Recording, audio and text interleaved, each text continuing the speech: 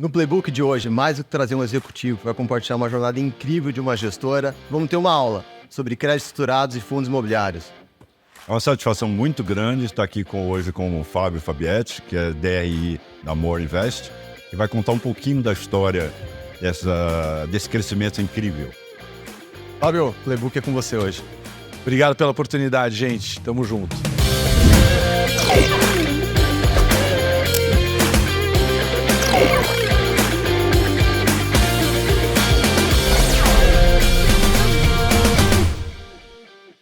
Bem-vindos a mais um MZ Playbook, onde a gente traz executivos que são referência do mercado, para continuar um pouco de conhecimento, a sua jornada e o Playbook de negócios que trouxeram eles até aqui. Bom, hoje, como sempre, eu estou aqui do meu lado com meu amigo, professor de tênis e diretor da MZ, Alexandre, tudo bem? Tudo bem, PH, bom dia. É uma satisfação muito grande estar hoje aqui com o Fábio Fabietti, que é DRI da More Invest, que vai nos trazer muito conhecimento, muita experiência para agregar valor aí no nosso conhecimento do mercado de capitais. A gente está muito feliz em trazê-lo aqui hoje e vamos esclarecer aí todas as dúvidas. Vamos lá, antes de começar, Fábio, conta um pouco de você, para quem não te conhece. Bom, mais uma vez, obrigado aí pelo espaço, super legal, bacana aí o trabalho que vocês estão fazendo, parabéns aí pela empresa de vocês que eu acompanho de perto, enfim, fantástico. Resolveram um problemaço nosso com o site, um monte de coisa lá no escritório. Bom, deixa eu apresentar primeiro um pouco o que é a More Invest, ou eu falo primeiro um pouco do... Conta um pouco de você, então, quem é o lá. Fábio aqui, para o pessoal te conhecer. O Fábio começou no mercado em 99, num banco chamado Rabobank, é um banco holandês, que só trabalha com agronegócio. Lá eu fiquei basicamente na mesa de derivativos, a gente estruturava a dívida, fazia hedge de commodity, hedge de dólar, foi uma experiência bem bacana. Eu basicamente trabalhei 11 anos da minha vida com agro, até 2011. 2011 eu fui para o HSBC, depois trabalhei na Coin Valores por mais uns 4, 5 anos e entrei na More em 2015. Em 2015 a More Invest ainda era uma wealth. E aí eu já vou falar um pouco da More em si. Então assim, eu passei um pouco desde mesa, estruturação de dívida e, para falar bem a verdade, 2015 foi um mercado novo para mim, que era o mercado de private, que eu nunca tinha trabalhado. E depois um pouco mais focado nessa parte de asset, que é o que a gente é hoje. E aí, fazendo o gancho, aproveitar, o que é a More Invest, né? More Invest nasceu em 2011 como Multifamily Office. A gente veio assim até 2020. 2020 a gente resolve ter uma segregação. Aí todo mundo me pergunta, mas foi uma segregação amigável? Não foi amigável? Foi uma segregação amigável. Ela foi super alinhada, na verdade. A gente tinha dois times dentro do escritório. Um time que queria de fato continuar com o Wealth. O Wealth é o famoso private, né? E uma outra ala querendo fazer a parte de asset. O que é asset? São fundos. Então, a gente resolve segrega amigável. Como é que a gente se posiciona? Então, a More Invest é uma asset especializada em crédito estruturado e ativos imobiliários. Total, hoje, a gente tem 2,6 bi sob gestão. Tivemos um crescimento grande aí no último... Principalmente, acho que o último ano e meio, a gente mais que dobrou de tamanho, graças a Deus, graças ao bom trabalho da equipe, resultado. Põe o site também aqui, gente, por enquanto o Fábio fala. Vamos lá. Então, assim, graças à equipe, resultado. A gente tem hoje, basicamente, 4 fundos que são as estrelas lá, né? O More Crédito, que é o primeiro fundo que foi lançado, tem 11 anos, fez 11 anos agora, dia 5 de julho. Pra vocês terem ideia, todos os anos acima de 120 do CDI, nunca teve um mês abaixo de 100% do CDI. Esse é o D180. Depois tem o MCA, que é um D30, está com prática quase 600 milhões já de patrimônio. Também nunca teve um mês abaixo do CDI. Todos eles têm um shape ali de rentabilidade muito parecido. Todos eles alocando em FDIC, aí a gente vai falar um pouco, aprofundar aqui o que é FDIC, né, que é um mercado, acho que ainda pouco explorado pelo mercado, principalmente pelas pessoas físicas. Tem falta de entendimento ainda desse setor. Mas então vamos lá, tem um D180 com 11 anos, um D30 que é o MCA com 9 anos, vai fazer 10 anos ano que vem, vamos fazer uma festa. Aí tem o MCA2, que é um D60, segue a mesma estratégia do MCA, com 450 milhões. E por último, o MHX, que é um D90. Então, resumindo, D30, D60, D90, D180. De CDI mais 2 até CDI mais 4,5 de carrego. Depois eu explico um pouco do carrego. E o piloto de crédito continua o Kim? David Kim. Os dois grandes gestores lá da equipe, a gente tem o David, que está com a gente desde o começo, é o responsável pela área de crédito. Uma coisa importante, o pessoal pergunta, pô, o More Crédito tem 11 anos, mas mudou de gestor? Não, o gestor é o mesmo. E aí, para quem não entende muito do que é, qual é a função do gestor dentro do modelo, o gestor é o cara que pilota, é que nem o Schumacher. Você tem o Schumacher na Ferrari. Saiu o Schumacher, é a Ferrari, mas o Schumacher saiu, né? Então, você fica... Então, acho que essa pode ser uma analogia interessante aí pra gente, um paralelo legal pra gente fazer. Então, nosso Schumacher está lá. É isso. E na parte imobiliária, a gente tem o Yuri, que está desde 2017. A gente tem uma rotatividade baixa do time. Vocês vão perceber que o time é bem consolidado. O Yuri tem hoje um FOF, que tem 230 milhões, que é o MOR 11. A gente tem a estratégia de CRI, que é o MORC 11, que recentemente fundiu com outro fundo que a gente tinha, que era o MATV. Essa estratégia tem 180 milhões. A gente acabou de fazer uma emissão de um CETIPado, que está na moda agora. Captamos 40 milhões, grandes números. Então, total na estratégia, 220. Então, parte imobiliária, somando tudo, a gente tem 600 milhões, tá? Grandes números também. Na parte de crédito estruturado, 1.700 e tem mais uns 400 milhões que a gente chama de outras estratégias. Juro real, um macro total return que a gente tem lá dentro, que é o More Total Return, e daí por diante. Então vocês têm hoje mais ou menos em torno de 3 bi sobre gestão. 2.600, ele varia um pouco, mas é 2.600. E nesses 9 anos que você está lá na More, qual foi a estratégia que você usou para ter esse crescimento de sucesso tão rápido? Legal, então vamos lá. O resultado, ele tem um motivacional, ele tem, obviamente, um trabalho do RI, né? RI, para quem não está acostumado, é relação com o investidor. Então, assim, conversar muito com plataforma, multifamily office. A gente cresceu muito focado em multifamily office. Por que multifamily office? Porque o meu passivo, e aí vamos lá, o meu cotista, vamos tirar esses jargões aqui, né? O meu cotista, eu tenho um pouco mais de... ele tem um pouco mais de questionamento na hora de entrar e na hora de sair.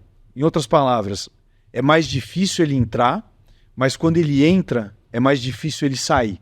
Eu evito aquele movimento de manada. Eu não quero, eu quero evitar ao máximo esse movimento de manada. Então hoje 65% dos meus cotistas são multifamily office, né? O resto vem de plataformas, XP, BTG, N, vocês conhecem todas aí.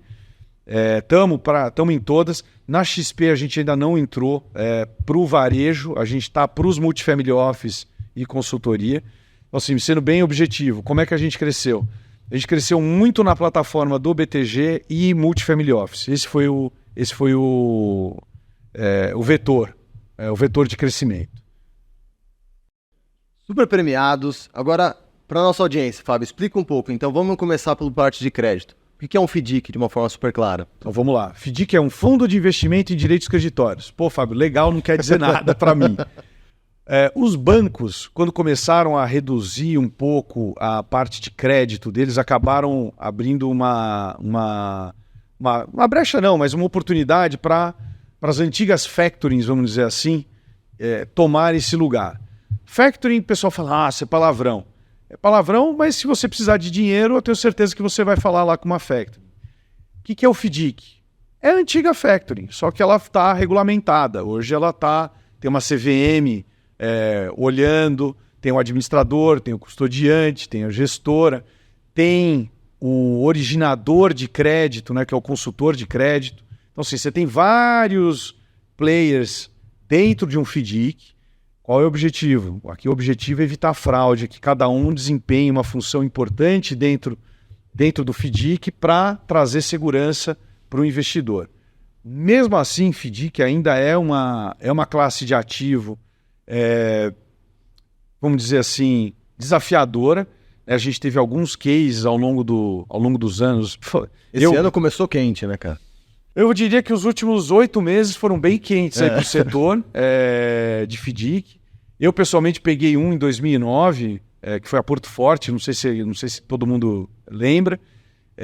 E aí a minha história, dando disclosure, né? Eu lembro quando eu entrei na More em 2015, o Carlo, que é o sócio fundador, virou para mim e falou: Fabiette, aqui a gente manja de FDIC. Cara, a gente sabe tudo de FDIC. E eu falei assim: cara, você vai ter que me convencer, porque eu tomei na física em 2009. Mas vamos lá. Aí eu conheci o David, vi o processo, entendi, ganhei a confiança e voltei a ter uma tranquilidade.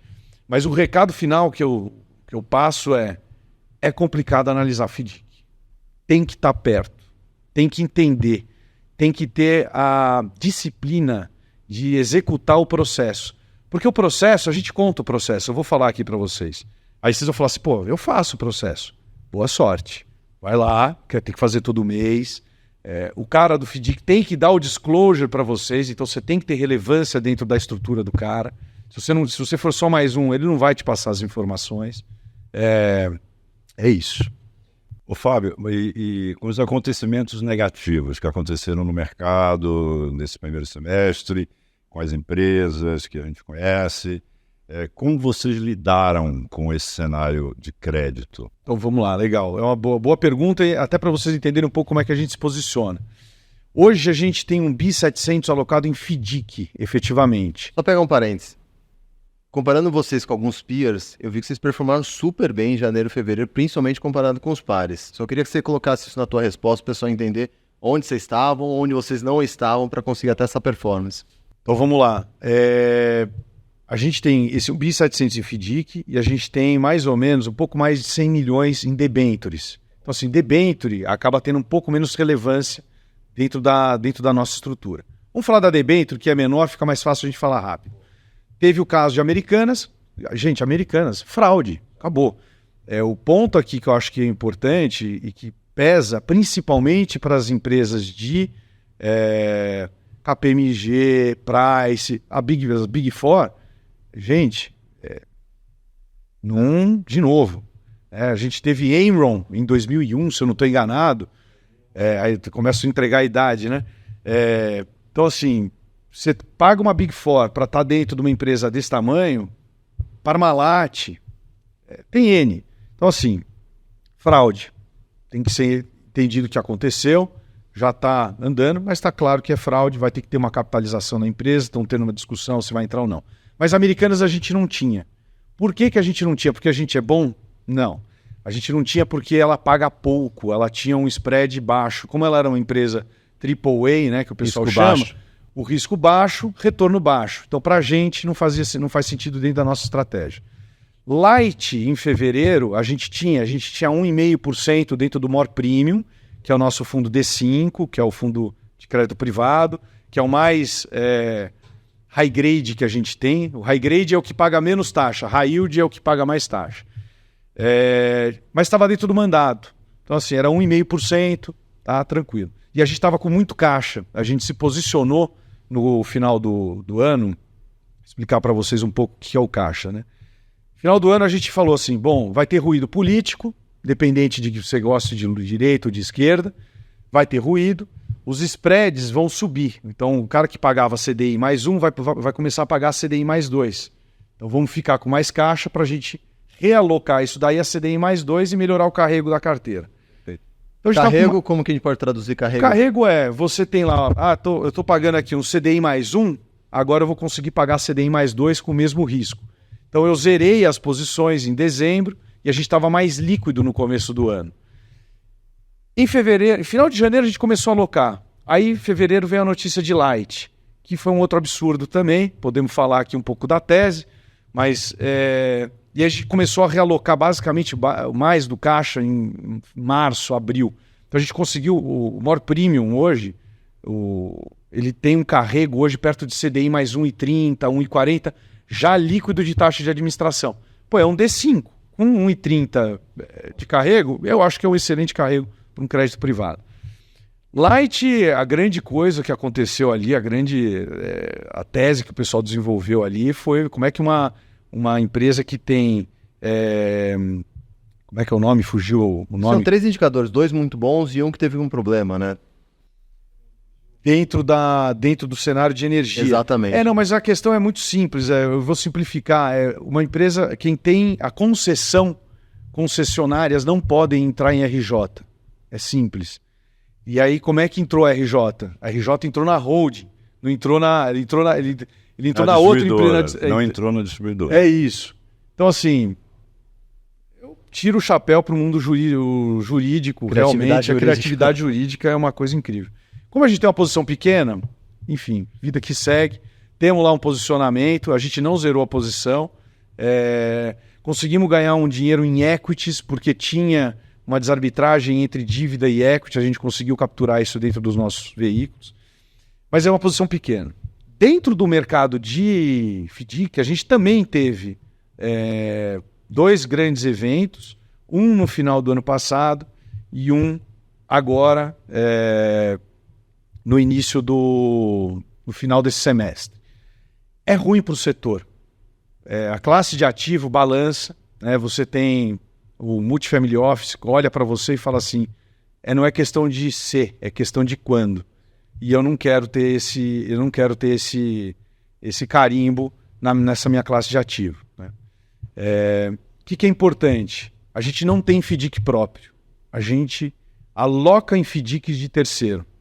Pô, Fábio, mas por quê? Qual que é a vantagem? Qual que é o diferencial? Quando eu tenho um FDIC próprio, eu acabo ficando conflitado na tomada de decisão. Quando eu vejo que um FDIC está com problema, eu saco. Acabou. Ou eu saco, ou a gente tenta construir alguma coisa, depende da gravidade do negócio, né? A gente já pegou ao longo da nossa vida. Silverado a gente pegou 1 ano e meio antes, esse dá para falar o nome porque já faz bastante tempo. A gente pegou um FDIC lá por 2018, um início de fraude, a gente conseguiu resolver o problema. Colombo, a camisaria Colombo, quando teve a RJ, a gente tinha um FDIC nosso que tinha uma exposição grande dentro da camisaria Colombo, a gente conseguiu resolver também. Eu acho que vale a pena falar um pouco da estrutura do FDIC, né? Por que o FDIC é importante para um cenário agora de crédito problemático que a gente está tendo? Vamos lá, por que o crédito fica problemático com esses juros? Vamos voltar um pouco. Juros altos come margem da empresa. A economia real, que tomava dinheiro, vamos falar, a 2, 5, 6, 7% ao ano, quando o juros estava lá embaixo, hoje o cara toma 20 a 18, e aí você fala assim, quem paga essa conta? Ele tem que repassar na outra ponta, não tem... Faz sentido, Fábio? Então é bom para o investidor, mas ao mesmo tempo você aumentou o risco para a empresa. O capital de giro ficou mais caro. Aumentou o risco para a empresa. Eu vou te falar que hoje os juros que a gente tem não é bom para ninguém, porque a pessoa física, jurídica, multifamily office, quando ele olha para a classe de ativo de crédito, ele olha com muito cuidado, porque ele tem medo que estoure mais uma RJ. Por que está estourando a RJ? Porque as empresas estão ficando sem fôlego para se refinanciar. O que seria o ideal? A gente tem uns juros ali perto de 8,5, 10, aí tem várias teses, cada um tem um número específico, mas assim, um juros um pouco mais baixo vai trazer equilíbrio, tanto para as empresas quanto para os amantes da renda fixa, vamos dizer assim, né? Teve muita gente chorando aí com o CDI a 2. Você acha que o CDI vai a 2? Não, mas um 8,5, acho que pode ser bem factível. Concordo contigo.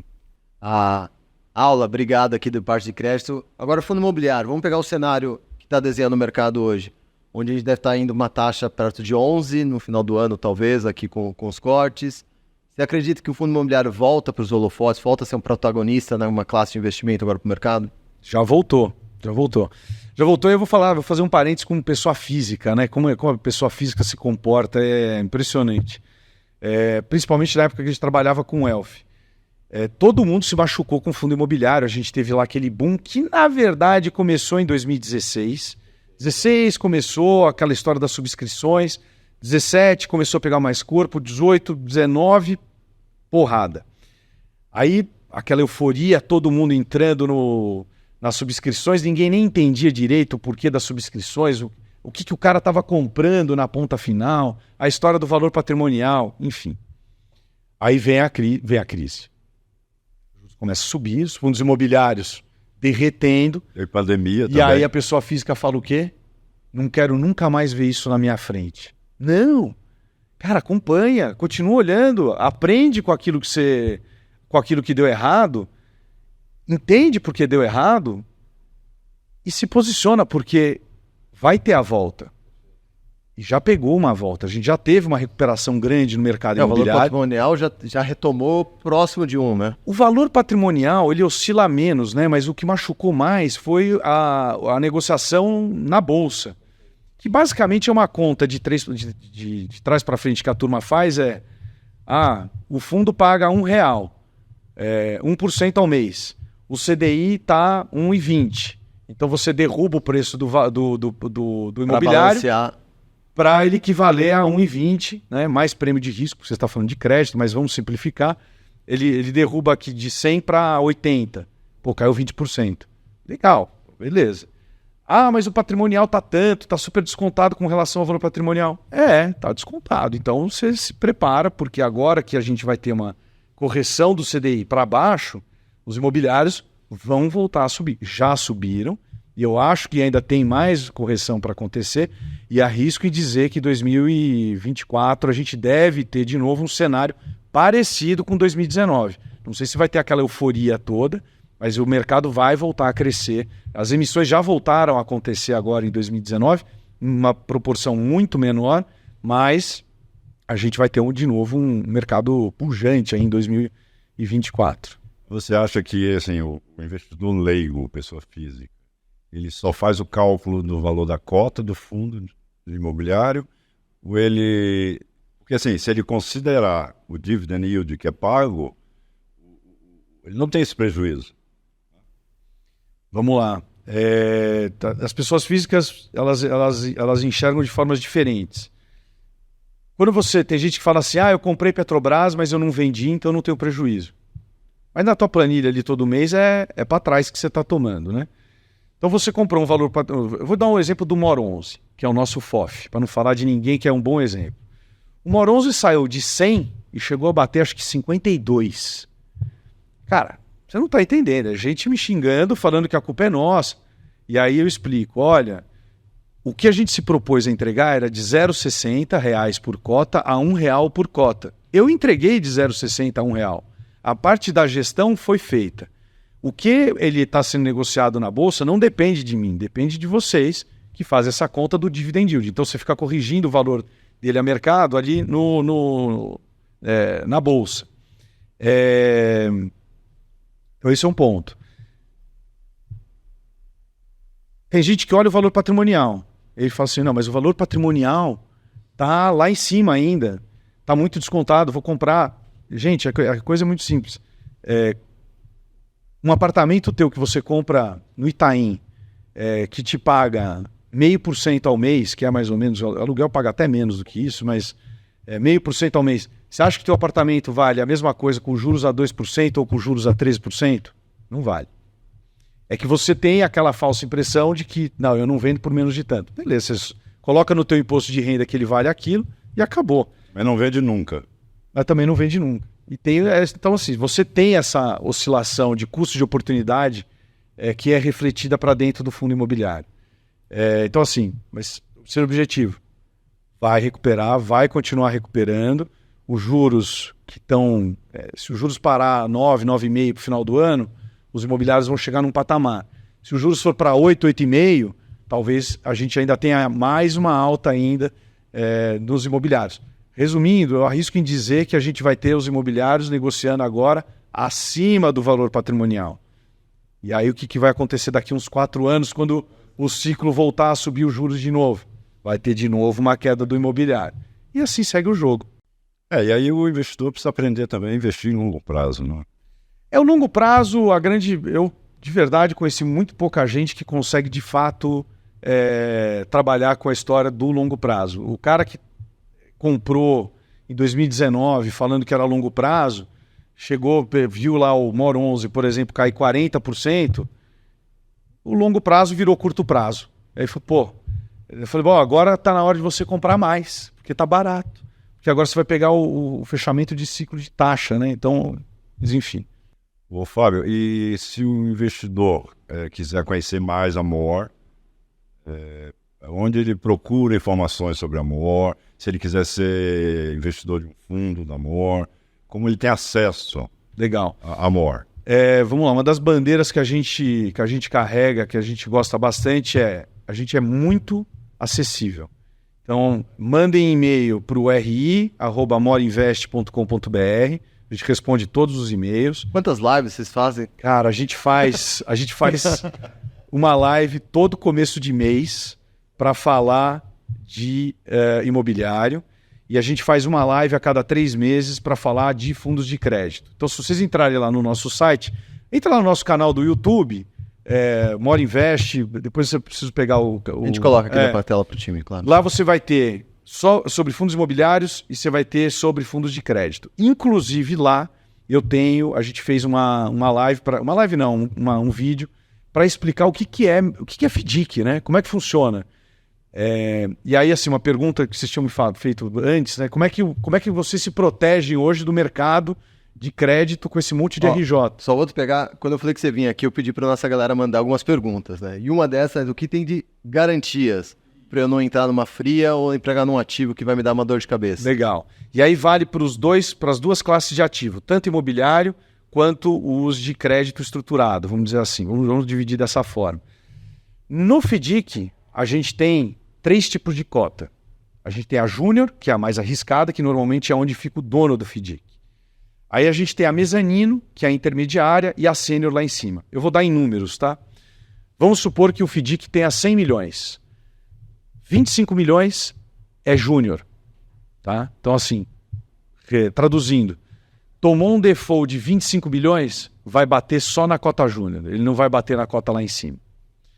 Aí você tem mais 25 milhões de cota Mezanino. Cota Mezanino normalmente paga CDI mais 5, CDI mais 6.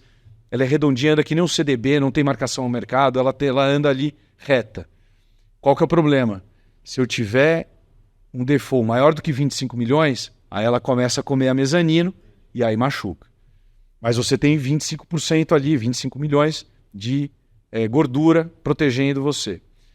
A gente aloca na Sênior. A Sênior é a mais segura de todas. Então, assim, nesse FDIC de 100 milhões que eu estou exemplificando, você precisa ter 50 milhões de default, ou seja, ele tem que comer 50% da carteira toda dele para começar a pegar a minha cota. Então você tem esses 3 níveis de garantia, o que ajuda bastante.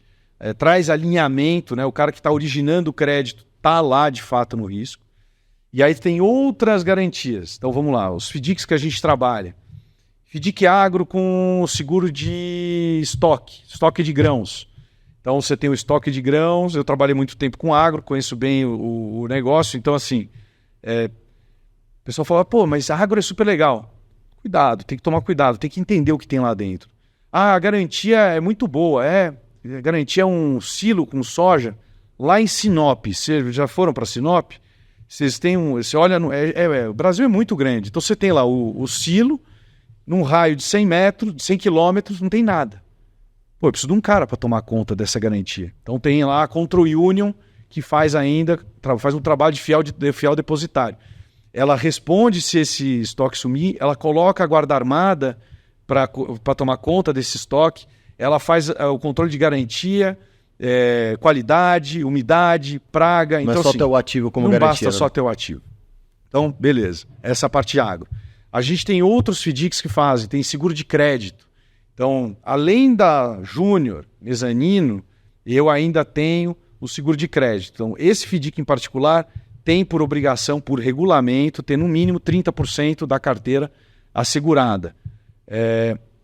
Aí tem mais outros, a gente gosta de FDICs lá que a gente chama de FDICs estruturados. O que eles fazem? O que eles pegam? Alienação fiduciária de imóvel. Vou exemplificar. Empresários patrimonialistas. O cara tem um monte de patrimônio, um monte de casa, apartamento, terreno. O que o FDIC faz? O empresário vira e fala assim, eu preciso colocar capital de giro na minha empresa. Puta, eu vou ter que vender a minha casa de praia que eu amo, que eu tenho todo um... Não quero vender. Então ele pega essa casa, aliena para o FDIC e o FDIC vai lá e dá o dinheiro para ele. É um dinheiro barato? Não é um dinheiro barato, mas ele não vai ter que vender, não tem...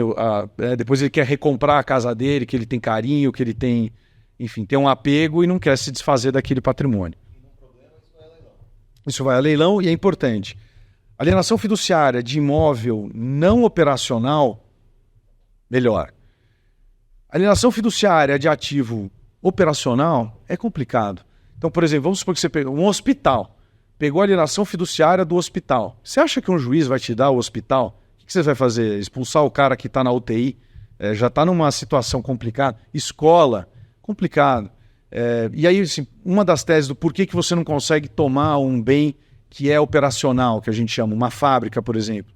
Porque tem a história da geração de emprego, normalmente aquilo lá é importante para uma região, para uma cidade. Então você tem essa questão, vamos chamar de humanitária, que é inevitável, ela está lá. Então a gente sempre foge do operacional. Pega a alienação fiduciária então, residencial também, né? Que o cara mora lá, você tirar um cara da casa dele é complicado, né? Mas dá para fazer, é mais fácil, eu diria que é menos difícil. E a questão não é se eu consigo tirar ele, a questão é de quanto vale o imóvel, né? Então o cara vem falar, meu imóvel vale 20 milhões. Sei. 20 milhões para vender no preço que você quer. Então a gente pega... É 2 vezes o valor, mais ou menos? Normalmente a gente dá um haircut ali de pelo menos 70% a gente dá o haircut disso daí. Dá mais ou menos 2. Depende de onde é. Então, por exemplo, é uma cidade no interior... A liquidez que vai ter esse imóvel. Você fala, pô, isso aí não tem liquidez, se eu precisar vender, ninguém vai comprar. Aí a gente chuta mais para baixo ainda, tá? Para quem não sabe, eu conheci um vizinho de final de semana numa reunião de negócios, que é o Fábio, tá? É verdade. Então, aqui, Fábio, eu sei que eu sou do tênis, você é do golfe, mas aqui a gente fala muito sobre futebol americano para entender esse playbook de negócio. Então foi muito bom a tua explicação, super didática. Uma última pergunta, o pessoal deixou uma bola quicando aqui para você vender seu peixe, tá? Mas seria pegar... O que diferencia? O que você pudesse colocar os 3 maiores diferenciais da More hoje perante o mercado, olhando tudo que você colocou, mas de uma forma resumida agora para a audiência. Legal. É fácil, relativamente fácil. Bom, diferencial, resultado, que é, na verdade, consequência de um processo, alinhamento que existe dentro do escritório. São 11 anos com uma performance, eu acho que praticamente impecável, né? Mas isso é a consequência. Então, essa eu acho que é a primeira. E as outras é a história do alinhamento, né? Então, assim, o fato da gente não ter um FDIC próprio traz alinhamento para dentro da casa e traz também uma série de vantagens, que é, por exemplo, quando eu vou num FDIC, e eu quero entender, a parte do processo é bem complexa, mas, resumindo, eu quero saber para quem você está emprestando o teu dinheiro. Eu quero que você me abra a tua carteira. Então, assim, hoje eu tenho acesso a 100%, não é 99%, 100% da carteira dos meus FDICs. Como é que eu tenho isso? Por que eles me dão isso? Eles me dão isso porque eu não sou concorrente. Eu não vou emprestar dinheiro para o mesmo cara que eles. Tem conflito de interesse, né? Então, quando eu tenho acesso à carteira, eu consigo ver rotatividade da carteira, ver se tem uma RJ aparecendo, ver quanto que o cara tinha de cervejaria lá, a última que entrou agora, a cervejaria... Não. Não, cervejaria Petrópolis. Então eu sabia quanto cada FDIC meu tinha. A rotatividade, se o cara tá girando a carteira. Girando a carteira quer dizer, tá entrando novos nomes dentro da carteira ou ele tá dando sempre para os mesmos caras? É ruim quando ele dá para a mesma pessoa, é sinal que o cara não tem bancarização, que a gente chama. O cara não consegue tomar crédito em outros lugares. Então, entrega, o alinhamento e o time. Eu acho que o time tá junto lá há muito tempo. A gente tem... O David está lá desde o começo. O Yuri, que é o mais novo, está desde 2017. Eu estou lá desde 2015. O time de análise também que está com a gente já há muito tempo. Então, acho que esses são os 3 principais. E os seus produtos estão em todas as plataformas? Os nossos fundos estão no BTG, principalmente. Na XP ele não está aberto para os assessores, ele está aberto só para Multifamily Office. Para Multifamily Office, basicamente. Então, quem tem, eu acho que ainda consegue acessar, mas fica de novo. Mande um e-mail para o ri@amorinvest.com.br. A gente fala, dá o caminho das pedras. Fábio, eu queria entender. Outro dia me ligou um cara para querer... Fábio, você me dá uma aula de FDIC, eu sou pequeno. Eu dou, eu explico. A gente tem esse no DNA. Talvez até porque a gente veio de wealth. Então, esse negócio de pegar na mão e explicar o que é o produto é um negócio que a gente gosta de fazer. É importante essa coisa educacional, né? Você formar o investidor também. A gente gosta. Obrigado, Fábio. Acho que foi mais do que conhecer mais da MOR. Foi uma aula aqui de FDIC, de crédito estruturado, da pensão imobiliária. Muito obrigado.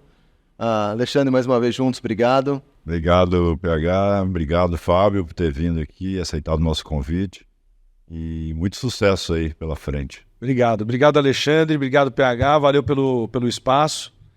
Que a gente tem um semestre mais calmo do que o primeiro. Com certeza. Gente, obrigado. Obrigado por estarem com a gente em mais um Playbook da MZ.